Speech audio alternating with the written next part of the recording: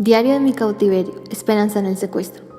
Diario de mi cautiverio de María Carolina Rodríguez expresa la realidad de lo que viven los secuestrados y sus familias son extorsionadas pidiendo dinero por su liberación. Permite conocer de primera mano los secuestros extorsivos, las razones que motivan a los secuestradores y las consecuencias en las víctimas. También muestra la esperanza que nunca debe perderse en situaciones adversas, la fortaleza para que María Carolina, su esposo JJ y Huertas pudieran escapar y lograr su libertad. Por ello, es una obra que vale la pena para reflexionar. La historia se desarrolla en el gobierno conservador de Andrés Pastrana en el 2001, cuando se llevaba a cabo el proceso de paz con las Fuerzas Armadas Revolucionarias de Colombia, FARC. Dicho proceso no se concretó. Además, los actos de violencia de este grupo aumentaron en gran medida. Secuestraron al periodista Guillermo La Chiva Cortés, Ingrid Betancourt y a Clara Rojas. Se fundó el movimiento bolivariano para una nueva Colombia. En este periodo el país vivía violencia extrema, debido a los enfrentamientos entre los grupos insurgentes y las Fuerzas Armadas, causando desplazamientos forzados, masacres, pobreza, delincuencia, entre otros. Con la Constitución de 1991 se dio la oportunidad a las FARC de reintegrarse a la vida social y política, pero la rechazaron. Son una fuerza insurgente que nace a partir de unos reclamos campesinos y políticos. El libro trata del relato de los 6 meses de cautiverio de María Carolina, su esposo JJ y su amigo Huertas, desde el punto de vista de ella. Consignó en cuadernos todos los acontecimientos desde el secuestro hasta la actualidad, por lo que su papel es el de permitir que los lectores puedan acercarse a lo que significa estar en cautiverio en carne propia. El secuestro se produjo en Melgar, por el Frente 25 de las FARC, cuando iban a participar en un evento de parapentistas. Comían 2 o 3 veces al día, les daban elementos de aseo, cobijas y ropa. Se iban en casas, en el campamento, en el monte, en el páramo, de un lugar a otro y convivieron con otros secuestrados. Los personajes principales son María Carolina, JJ y Huertas. Los secundarios son los guerrilleros y médicos que eran en realidad otros guerrilleros a cargo de los enfermos, otros secuestrados y campesinos a favor y en contra del secuestro, pero no los podían ayudar por la presión de las FARC. Un evento importante fue la enfermedad de Ángel, uno de sus compañeros de secuestro, quien padeció de una deficiencia respiratoria. Sus compañeros trataron de convencer a los guerrilleros de llevarlo donde lo pudieran atender, pero se rehusaron y en consecuencia Ángel murió. Este hecho fue determinante en su decisión de escapar. Con sus compañeros de secuestro la relación llegó a ser de confianza, incluso para contar detalles personales como que Huertas estuvo en el ejército y esto fue revelado delante de los guerrilleros. A partir de esa situación, la autora expresa que no debían confiar en nadie. En el páramo volvió a sentir que estaban unidos, pero en la montaña volvieron a tener conflictos. En cuanto a la relación con los guerrilleros, la autora supo las causas por las cuales algunos ingresaron a las FARC. Eso le permitió comprender mejor cómo funciona este grupo y cómo también pueden ser víctimas cuando las situaciones los obligan a ingresar a las FARC. Respecto a los 3 protagonistas, se mantuvieron unidos, aunque con algunas discusiones hasta el final.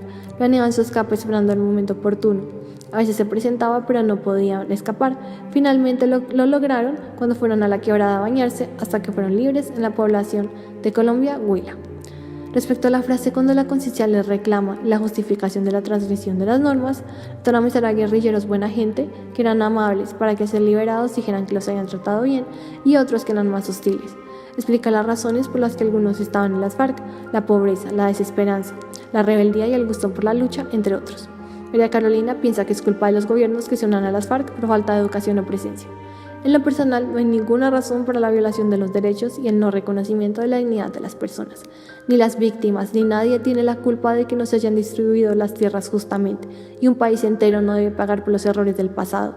Por tanto, no hay forma de justificar las acciones de este grupo. El lenguaje usado por la autora pertenece al subgénero de la literatura del secuestro.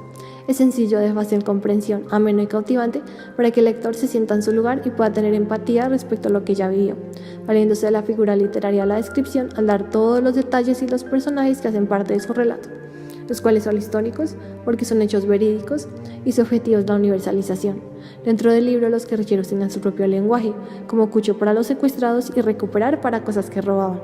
Los secuestrados no usaban expresiones de la región.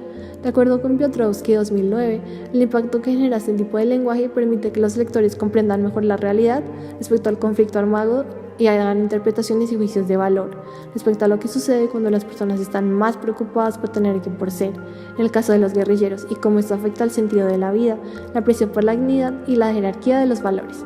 Desde la visión de la autora, la literatura de la violencia permite un sistema de valores que aporta a la construcción del sentido de la vida y hablará del concepto de la dignidad y el bien común por encima de los intereses individuales como los que estos grupos armados defienden.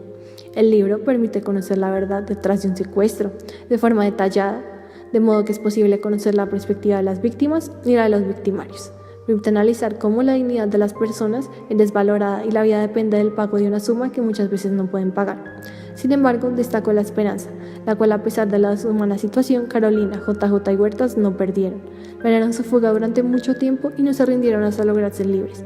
La fe en Dios, la relación entre ellos y con sus compañeros de cautiverio fueron los motores de esa esperanza. Y a pesar de tener que estar escondidos y pasar penurias, lograron ser libres y volver a reunirse con sus familias. Al reflexionar en torno al secuestro, la autora expresa que lo ve como una experiencia de aprendizaje. Le mostró de lo que es capaz y no se siente víctima, sino parte del sistema, donde tenemos experiencias para desarrollarnos como personas y como país. Su deseo es aportar a la lucha contra la delincuencia, el narcotráfico y trabajar por Colombia. En la cotidianidad no vivimos experiencias de esta magnitud, pero la vida siempre nos va a poner obstáculos y nosotros decidimos si seguimos adelante o nos dejamos vencer y renunciamos. La historia de JJ, Carolina y Huertas es un ejemplo de que aún en las más extremas circunstancias, la esperanza es lo último que se debe perder.